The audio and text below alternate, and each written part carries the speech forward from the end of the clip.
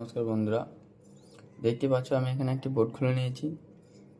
অনেকে কি করে, এরকম বোর্ড খুলেই প্রথমে তারা ভয় খেয়ে যায়, কারণ তারা বুঝতে পারে না যে কীভাবে চালু লাইনে কাজ করতে হয়।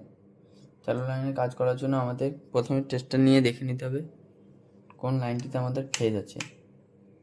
পাচ্ছ এখানে ফেজ আছে, ফেজ লাইন আছে আমাদের এখানে।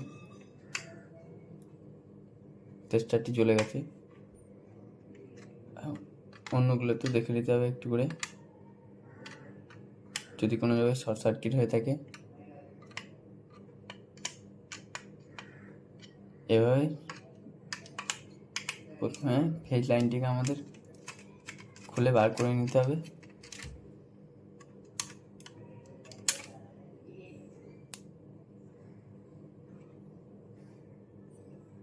ফেজ লাইনটিকে এভাবে বার করে নেওয়ার পর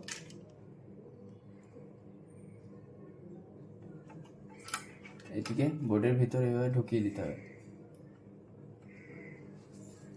এরপর দেখুন আমাদের বোর্ডে কোনো রকম ফেজের চিহ্নই থাকবে না। এভাবে আমরা নির্ভয়ে ডাইরেক্ট লাইনে কাজ করতে পারবো।